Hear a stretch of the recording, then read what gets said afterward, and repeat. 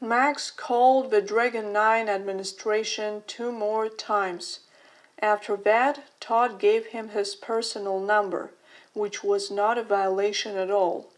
As it turned out, the regulations of the establishment didn't prevent employees from contacting regular customers directly. Max didn't call him every day, but regularly, at least twice a week for sure. The time flew by so quickly that he didn't notice how 4 months were left behind, and his attitude towards Todd was hopelessly distanced from harmless sexual interest. He fell madly in love, and neither the arguments of reason nor the realization of his own recklessness could do anything about it. He didn't realize it right away, but when he finally did, he calmed down and started looking for a possible solution.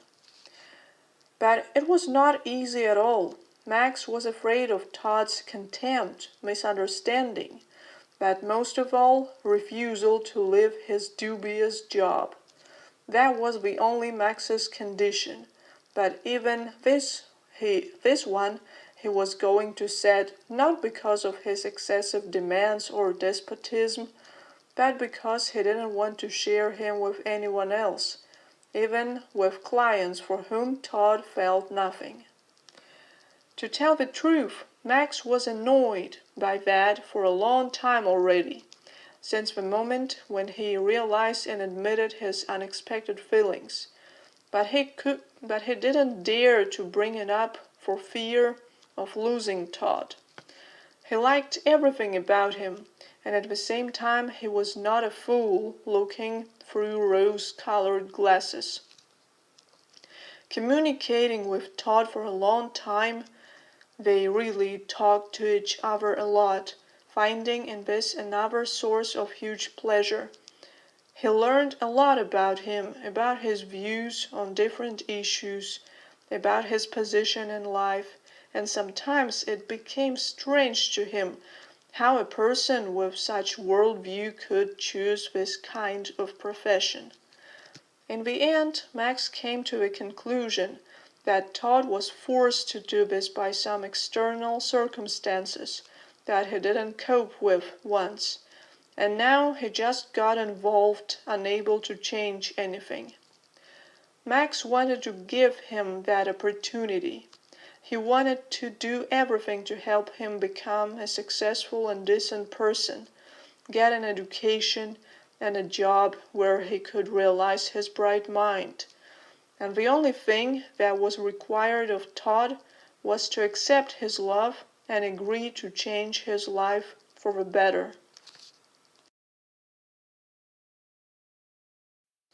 But Max was not a naive youth and understood perfectly well how difficult it could be for a mature, established personality to make such drastic changes, even if they promised to bring only good.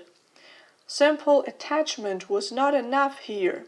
He saw it clearly and hesitated only because he was not sure of Todd's ability to agree to such changes out of love for him. That was the root of the problem. Max didn't know how Todd felt and was afraid of becoming a laughing-stock in his eyes because of his confession. Sometimes, catching his warm, admiring glances, he almost believed that his feelings were mutual. But on the other hand, Todd had looked at him like that from the very first time they met, before they got to know each other better. So it could just be a habitual professional skill. For a long time Max hesitated, not finding the determination to do something that for some time, in general, had become inevitable. But he would not be himself if he didn't know how to overcome his fears and weaknesses. He really loved Todd with all his soul, and was not going to cowardly keep silent about his feelings for fear of being rejected.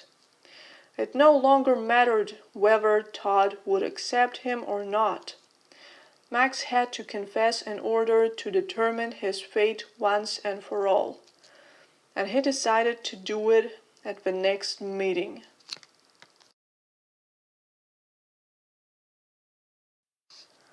"I'll tell him tomorrow," announced Todd, putting his coffee cup resolutely on the table. "I can't slow it down any longer." "Are you sure you have the guts?" Joy asked, eating the cake with pleasure. "You've been slowing down for so long. Can you do it?" "You're absolutely right. I have been hesitating for too long." "What if he rejects you?" Willie, who was concentrating on filling out an analytical form, looked at him with genuine concern. "He can get very angry." "I don't doubt it," Todd sighed, "but I believe I can soften him. I'm not sure how he feels, but I hope he will at least allow me to explain myself." "You're serious, aren't you?" Joy finally left the cake. "Damn, I'm going to worry, bro. Call me as soon as everything settles down, or come in case of a fatal outcome. I will try to comfort you with a cake." "I hope you'll have no need to comfort me," Todd said without any confidence. "It will be just wonderful."